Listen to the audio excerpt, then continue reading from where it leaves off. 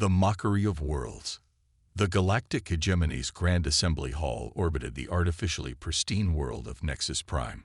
Thousands of representatives from hundreds of spacefaring civilizations gathered in the massive chamber, its crystalline walls shimmering with the light of distant stars.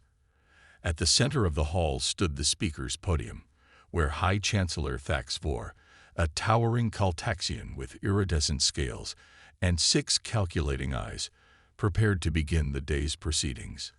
Distinguished representatives of the Galactic Hegemony, Thax IV's voice resonated throughout the chamber, amplified by acoustic technology beyond Earth's understanding. Before we begin our formal discussions, I'd like to continue our tradition of the spectacle of progress. A ripple of excited murmurs spread through the assembly. The spectacle of progress was the hegemony's favorite entertainment, a time when advanced civilizations would showcase encounters with primitive species, displaying their technological superiority through recordings and data. For the past 3 standard cycles, Earth had been their favorite subject. Ambassador Lena Caldwell sat rigidly at the far edge of the hall.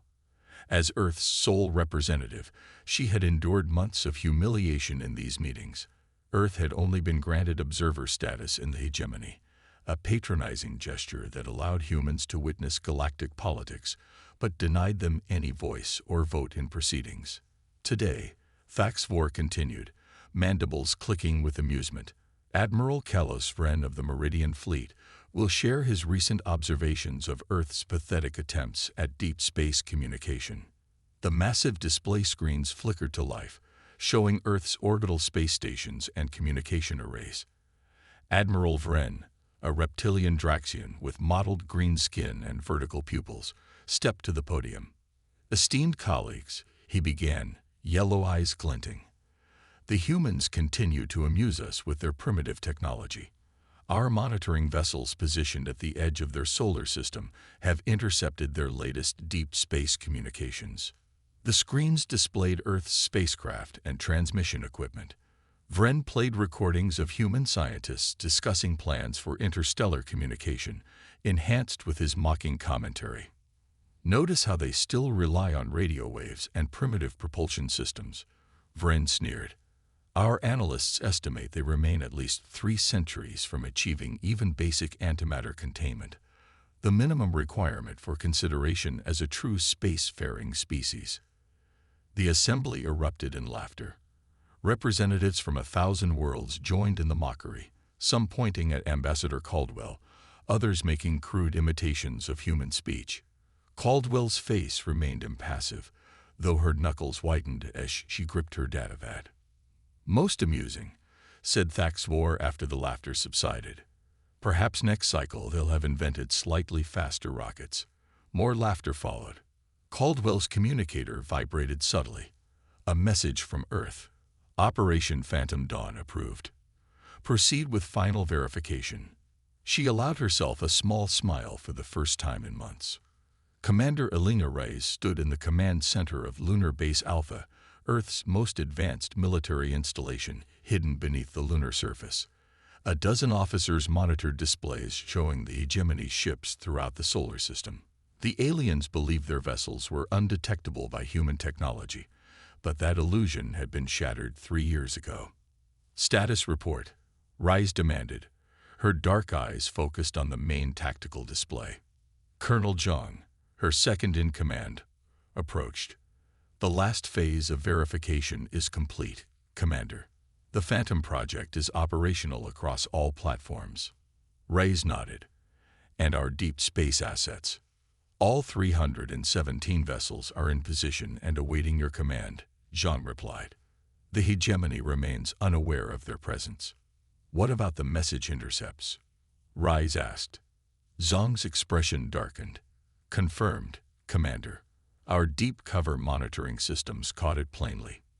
The Hegemony Council has secretly classified Earth as a resource world. They plan to begin systematic resource extraction within 2 standard cycles." Reyes' jaw tightened. Being classified as a resource world was a death sentence for developing civilizations. The hegemony would strip Earth of its minerals, water, and biological material, leaving behind a barren husk. They won't even offer us the courtesy of a negotiation, Reyes said quietly. No, ma'am, Zhang agreed. According to their communications, they believe we wouldn't be able to offer meaningful resistance.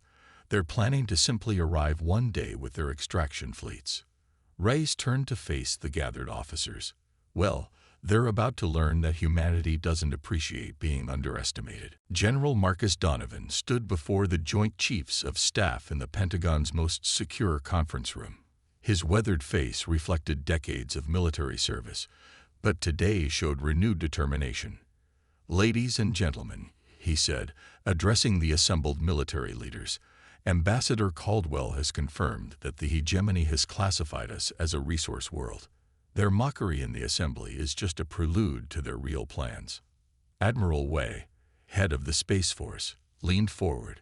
Is Operation Phantom Dawn truly ready? We'll only get one chance at this. Donovan nodded. Commander Reyes has completed the final verification. The Phantom Project has succeeded beyond our wildest expectations. To think, said General Rodriguez, that their dismissal of us as primitive gave us the very advantage we needed. They never suspected we could develop technology they'd abandoned centuries ago as impractical. Donovan activated the room's holographic display, showing Earth's hidden fleet. The vessels were unlike anything humans had publicly deployed. Sleek, angular ships with surfaces that absorbed rather than reflected light and energy. The cloaking technology works perfectly, Donovan explained. By pursuing stealth rather than speed, we've created something that hegemony believes impossible. Ships that can move undetected through their territory. And they're deployed? Asked Admiral Wei. 317 vessels positioned throughout hegemony space, Donovan confirmed. They've been mapping the hegemony's defenses, communication networks, and vulnerabilities for over a year. What about the weapon systems? General Rodriguez questioned. Minimal, Donovan replied. These are primarily observation and strategic positioning vessels, but they do carry enough firepower to demonstrate that we're not defenseless. And the timing? Asked the chairman of the Joint Chiefs. Ambassador Caldwell will give the signal during tomorrow's assembly meeting, Donovan said. The hegemony is planning a grand celebration of their 5,000th cycle of existence. All major powers will be present. It's the perfect moment to demonstrate that Earth will not be harvested like some primitive resource deposit. Ambassador Caldwell sat alone in her modest quarters aboard the hegemony station.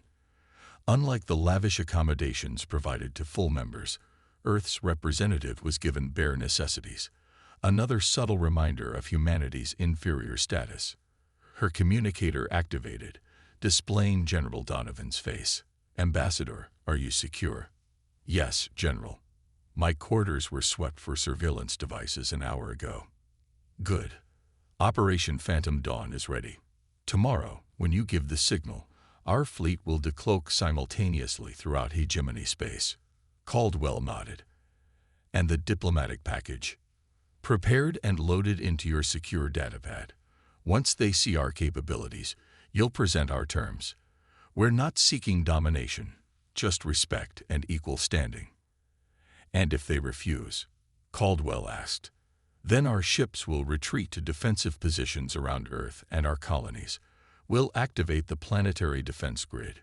We don't want war, Ambassador, but we will not allow Earth to be stripped for resources. Caldwell's expression hardened. After months of their mockery, I admit I'm looking forward to tomorrow. It's time they learned that technological advancement isn't the only measure of a civilization's worth. Just be careful, Donovan cautioned.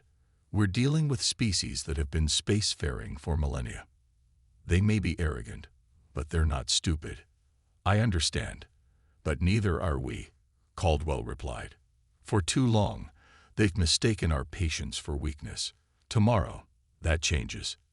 As the communication ended, Caldwell reviewed the intelligence reports one last time. The hegemony celebration would begin with Chancellor Thaxvor's speech, followed by the traditional spectacle of progress. Admiral Vren was scheduled to present a new mockery of Earth's technological efforts. Perfect timing, she thought. They'll go from laughing at us to facing us as equals in a matter of moments. The next day, the Grand Assembly Hall was even more crowded than usual. The Hegemony's 5,000th cycle celebration had drawn representatives from every corner of known space. Elaborate decorations adorned the crystalline walls, and ceremonial guards in ornate armor stood at attention around the chamber.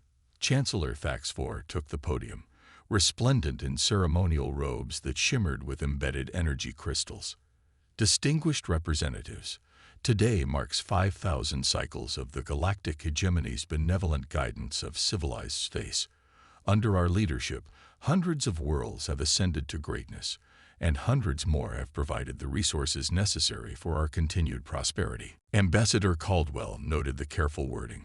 Some worlds were deemed worthy of ascending, while others were simply resources to be used. The hierarchy was clear and deliberate. Before we begin our celebration, Thax-4 continued, Admiral Vren has a special presentation for our entertainment, a new examination of the primitive species of Earth. Admiral Vren approached the podium, a smug expression on his reptilian face. Esteemed colleagues, today I bring you fresh humor from our observations of Earth. While we have been concerned with matters of galactic importance, these humans have been struggling with the most basic aspects of space travel.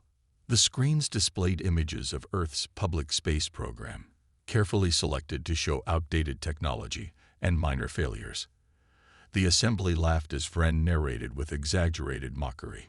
Just yesterday, Vren continued, their planetary leadership submitted a formal protest against their classification as a potential resource world. They actually believe they should have a say in galactic affairs.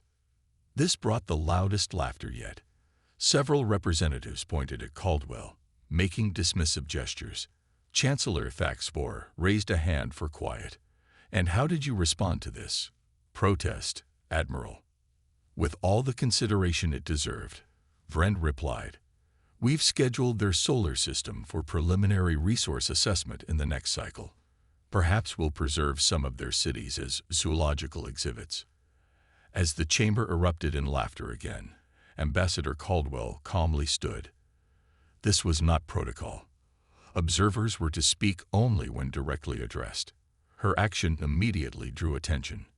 Ambassador Caldwell, Chancellor Thax-4 said, his tone condescending, you have not been recognized. Please resume your seat. I apologize, Chancellor, Caldwell replied, her voice clear and firm. But I believe Earth's response to our classification deserves immediate attention. A murmur of confusion spread through the assembly. Admiral Vren's expression shifted from amusement to annoyance. There is no response to consider, Vren said dismissively. Your protest was noted and dismissed. I wasn't referring to our written protest, Caldwell said calmly. She raised her datapad. Commander Rise, this is Ambassador Caldwell. Execute Operation Phantom Dawn. For a moment, nothing happened. Chancellor Thax-4 began to speak, likely to order Caldwell removed from the chamber, when the massive display screen suddenly changed. They showed space, empty at first, then suddenly filled with ships. Hundreds of vessels appeared simultaneously throughout hegemony space, surrounding their most important worlds, shipyards and military installations. The assembly fell silent, then erupted in chaos. Caldwell's voice cut through the noise. Chancellor, Earth wishes to reopen diplomatic negotiations regarding our status in the galactic hegemony. Silent Reckoning. Earth's Invisible Armada. Part 2. The Shadow of Humanity. Silence fell over the Grand Assembly Hall as the screens displayed hundreds of Earth vessels positioned throughout hegemony space. The sleek, dark ships hovered near military installations, capital worlds, and resource depots, strategic locations that should have been impossible for a primitive species to even locate, let alone reach. Chancellor Thax-4 stood frozen at the podium, his 6 eyes blinking rapidly in what humans might recognize as shock. Admiral Vren's reptilian features contorted with disbelief as he stared at the tactical displays showing Earth vessels surrounding his own flagship's dock. Impossible, Vren hissed. Our sensor networks would have detected them. Not these ships, Ambassador Caldwell replied, her calm voice carrying across the now silent chamber. While you were laughing at our public space program, Earth was developing in other directions. Security alarms began blaring throughout the station. Representatives from 1,000 worlds murmured in confusion and fear. Some reached for communication devices, others looked to Thaxvor for guidance. The Chancellor raised his hands for quiet. When he spoke, his voice had lost its condescending tone. Ambassador Caldwell, explain this. Display immediately. Caldwell walked deliberately to the center of the chamber, taking position at the speaker's podium that had been denied to her for months.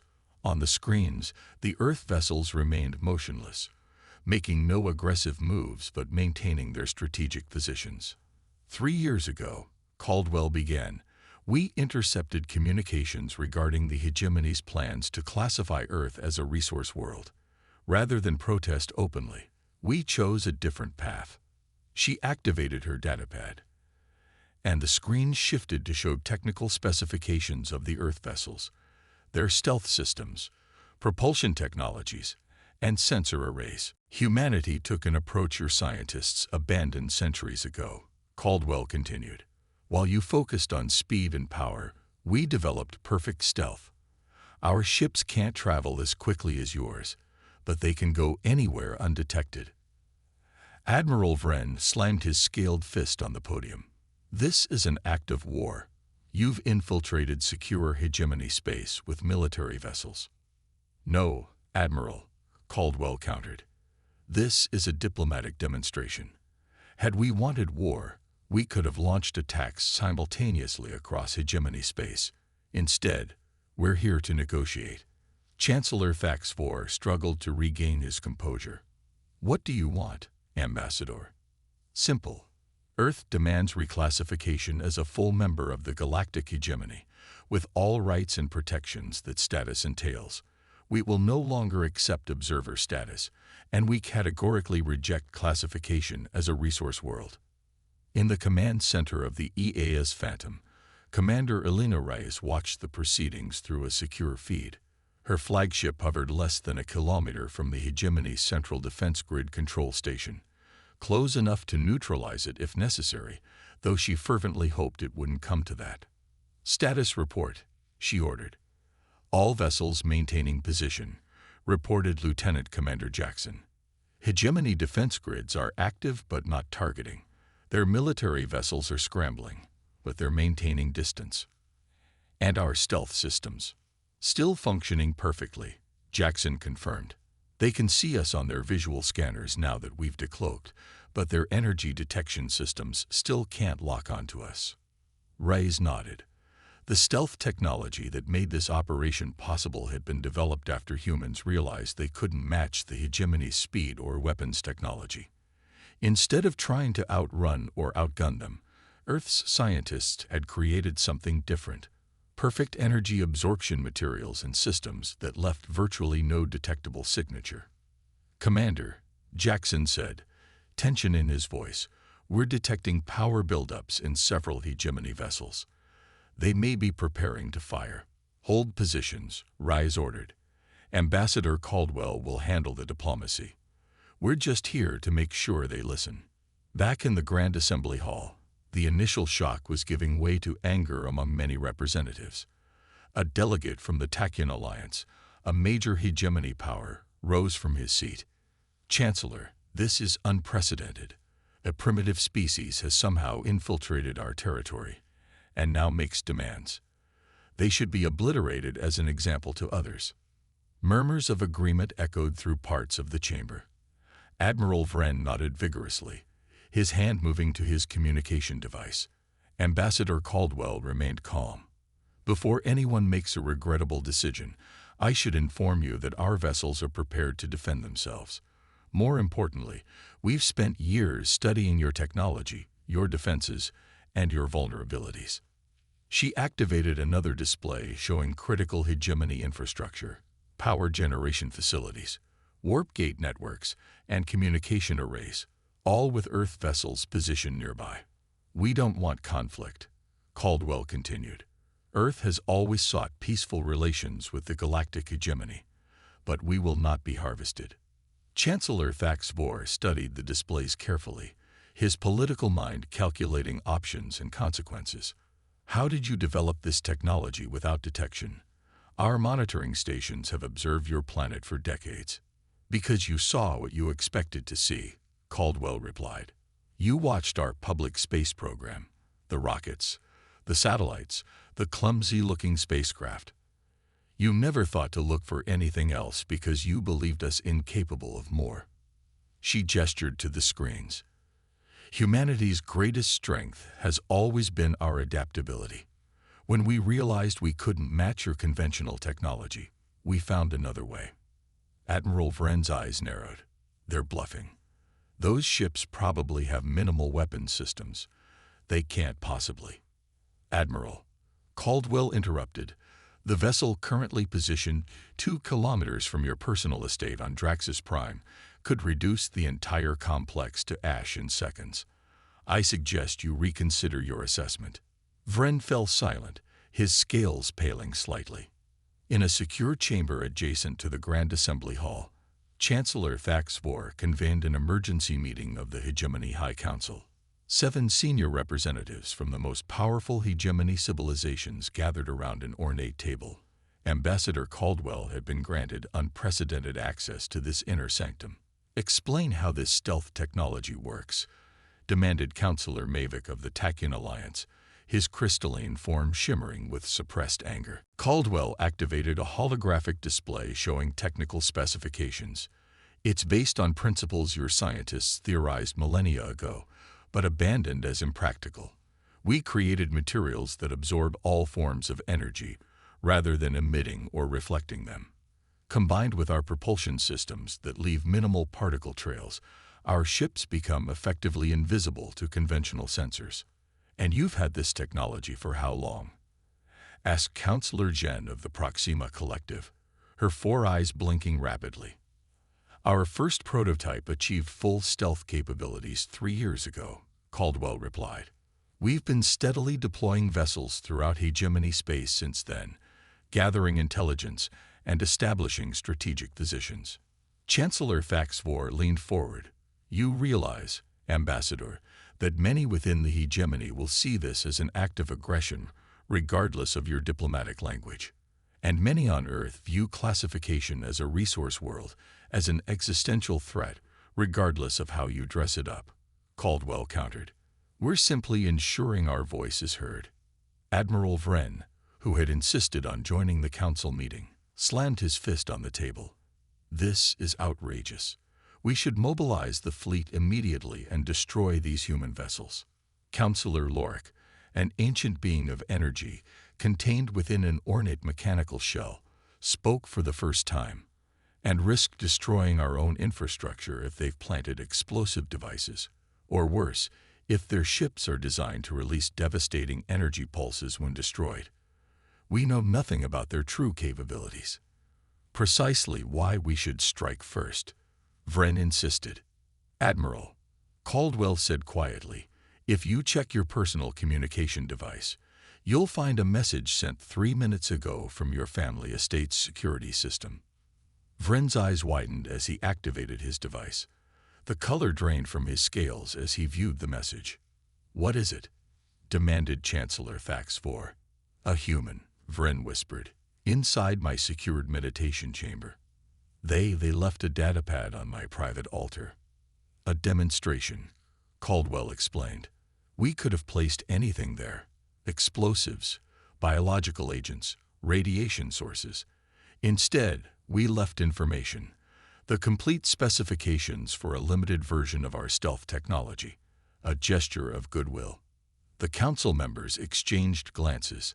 The implications were clear. If humans could penetrate even the most secure hegemony locations undetected, no one was safe. While the High Council deliberated, tensions escalated in space. Despite orders to maintain distance, several overzealous hegemony captains moved their vessels closer to the human ships, weapons systems charged. Aboard the EAS Phantom, Commander Reyes received urgent communications. Commander, 3 hegemony cruisers are approaching our position at Nexus Relay Station 4. Their weapons are hot. Rice frowned. Maintain stealth protocols on all secondary systems. Keep only our visible profile detectable. They're entering weapons range, reported Lieutenant Commander Jackson. Hold position. Rye ordered. Ambassador Caldwell needs more time. The tactical display showed the hegemony vessels closing in, their massive forms dwarfing the human ship. Suddenly, energy readings spiked. They're firing. Jackson shouted. Initiate Echo Protocol, Rye commanded calmly. As the hegemony cruisers fired their primary weapons, something unexpected happened. The energy beams seemed to pass through the Earth vessel, continuing into space without impact. Moments later, the human ship appeared to shimmer and then vanish from visual sensors. Echo Protocol successful, Jackson reported. The hegemony cruisers are firing at our projected image. Our actual position remains secure. Reyes allowed herself a small smile. The Echo Protocol, a sophisticated holographic projection system combined with their stealth technology, had worked perfectly. The hegemony ships were attacking a ghost. Send visual feed to Ambassador Caldwell, Reyes ordered. She needs to know what's happening out here. In the High Council chamber, the deliberations were interrupted when Caldwell's datapad chirped. She displayed the incoming feed for all to see. Hegemony cruisers firing on what appeared to be Earth vessels, their energy weapons passing harmlessly through the targets. What trickery is this? Demanded Admiral Vren. Not trickery, Caldwell replied. Advanced holographic projection, combined with our stealth systems. Your ships are firing at emptiness, while our actual vessels remain safely out of the line of fire. Chancellor Thaxvor's expression darkened. You deceived us about your positions. No, Caldwell corrected. We simply demonstrated another aspect of our technology. The vessels are exactly where we said they were. Your weapons simply can't hit them. The implications silenced the room. Not only could humans move undetected through hegemony space, but conventional weapons might be useless against them. Counselor Lorik's mechanical shell hummed as the energy being inside processed this information. It seems we have severely underestimated humanity's ingenuity. Perhaps reclassification is indeed warranted. Admiral Vren wasn't ready to concede. Chancellor, we cannot allow ourselves to be coerced by a species that has violated our territory. If we yield now, other observer worlds might attempt similar tactics. And if we don't, countered Counselor Zhen, we risk conflict with a species whose capabilities we clearly don't fully understand. Chancellor Thaxvor turned to Caldwell. What assurances can Earth provide that this technology won't be used against the hegemony in the future? The same assurances any member world provides, Caldwell replied. We seek cooperation, not conflict. As a gesture of good faith, we're prepared to share limited aspects of our stealth technology for defensive applications only. And your ships? Vren demanded. They will withdraw to Earth space once our status is formalized, Caldwell promised. We deployed them only to ensure our voice would be heard. After hours of tense negotiation, Ambassador Caldwell returned to the Grand Assembly Hall. The chamber had remained in session, representatives waiting anxiously for news of the High Council's decision. Commander Reyes and the captains of Earth's fleet watched through secure feeds, ready to withdraw or defend themselves as necessary. Chancellor Thaxvor took the podium, his expression solemn. Distinguished representatives of the galactic hegemony, today we have witnessed something unprecedented. A species we classified as primitive has demonstrated technology that challenges our understanding and our security protocols. Murmurs spread through the assembly as the screens displayed the Earth vessels, still holding position throughout hegemony space. After careful deliberation, Thaxvor continued, the High Council has decided to reclassify Earth as a transitional member of the galactic hegemony, with full protection under our treaties and laws. The announcement caused an uproar. Some representatives cheered the peaceful resolution, while others protested vehemently.